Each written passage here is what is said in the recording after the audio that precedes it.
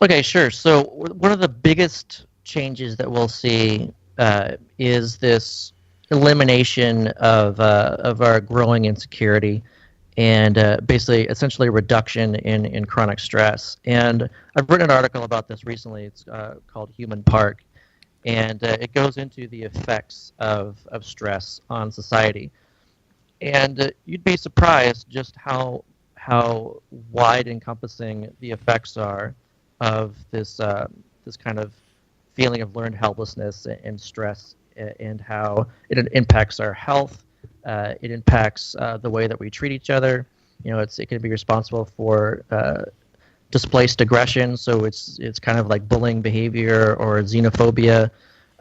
There's a lot of effects that come from a society that's under a lot of stress based on insecurity, and a basic income would really alleviate that by putting a secure floor underneath everybody, where they're not so worried about what's going to happen the next month, if they're going to be able to pay those bills, if they're going to be able to feed their families. That will really make a big difference, and I expect to see a society of a lot greater health. Because both a lack of income and extreme inequality and this kind of chronic stress, these all impact health outcomes. So we're going to see a healthier population that of greater social cohesion, people treating each other better. That seems to be a likely result based on even the experiments that we've seen.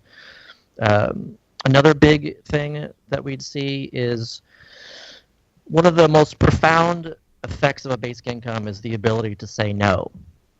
So when you can say no, that that in itself is something that will impact wages, especially for low demand jobs. So if your only choice right now is to earn nothing or to earn minimum wage, then that's what you're going to do.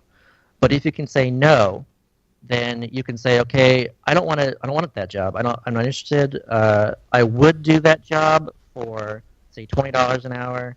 I would do that job for 20 hours instead of 40 hours a week. This greater bargaining power that comes from the ability to say no, that will actually widely impact society as well. And it even goes not just from the labor market, but also to households. So like, how many people are in relationships right now that they're in abusive relationships even, or they just feel that they can't escape their conditions that they're under because they don't have that kind of unconditional income, that they feel that they have to stay. So if you remove that with the ability to say no, then that's kind of a game changer.